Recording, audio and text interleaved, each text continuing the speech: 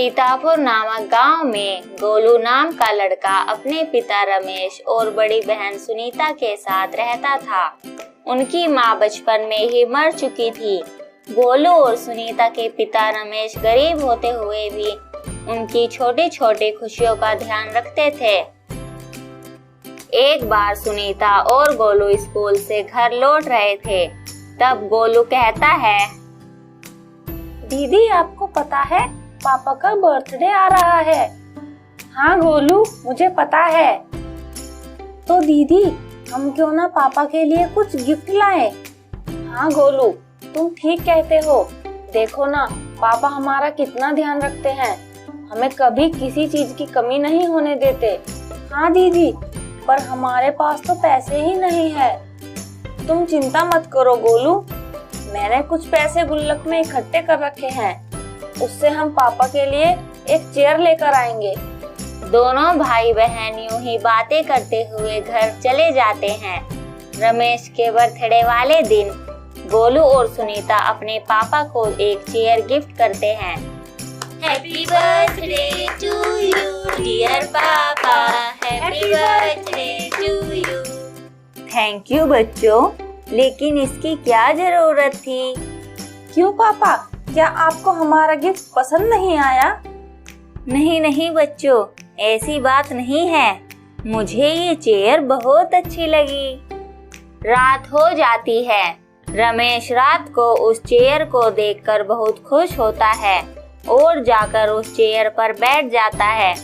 Chair पर बैठते ही रमेश को गहरी नींद आ जाती है और उसे एक सपना दिखाई देता है कि आज रात उनके घर एक चोर आने वाला है। तभी रमेश की आंखें खुल जाती है और वह देखता है कि एक चोर उसके घर के बाहर घूम रहा होता है। रमेश को देखकर वह चोर भाग जाता है।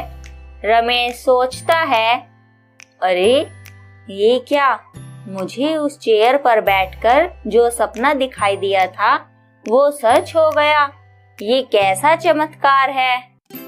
रमेश फिर से उस चेयर पर जाकर बैठ जाता है और फिर उसे गहरी नींद आ जाती है और उसे सपना दिखाई देता है कि कल उसकी लॉटरी निकलने वाली है।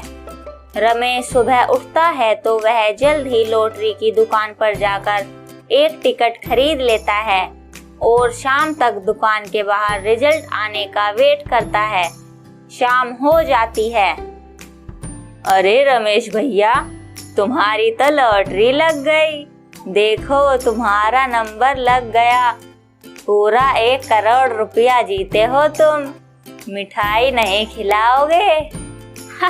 भैया धन्यवाद। रमेश अब बहुत अमीर हो जाता है।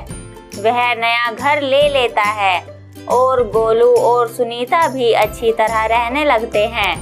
रमेश अब काम पर जाना छोड़ देता है और उस चेयर को स्टोर रूम में फेंक देता है और रोज शराब पीकर आने लगता है।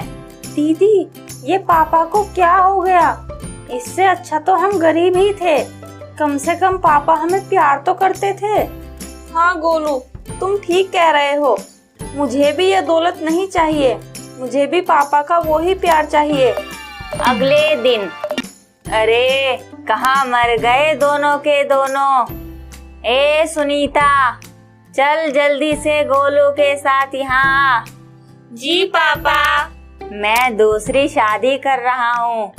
शाम को जब मैं घर आऊँ तो दोनों ठीक से तैयार रहना और अपनी नई माँ से अच्छे से पेश आना।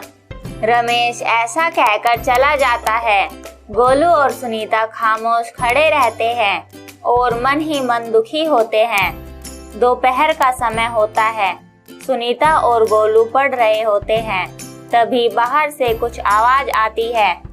कबाड़ी वाले, टूटे फूटे फर्नीचर वाले, पुराने फर्नीचर के बदले खिलौने ले ला। कबाड़ी वाले। दीदी, हमारे पास भी तो वो पुरानी चेयर है जो हमने पापा को गिफ्ट की थी। उसे देकर आप मेरे लिए एक खिलौना ले लो ना। हाँ गोलू, वैसे भी अब पापा को ना उस चेयर की जरूरत है और ना ही हमारी। गोलू और सुनीता वो चेयर उस कबाड़ी को दे देते हैं और बदले में एक सॉफ्ट टॉय ले लेते हैं। शाम को रमेश घर आता है और अपने बच्चों को बुलाता है।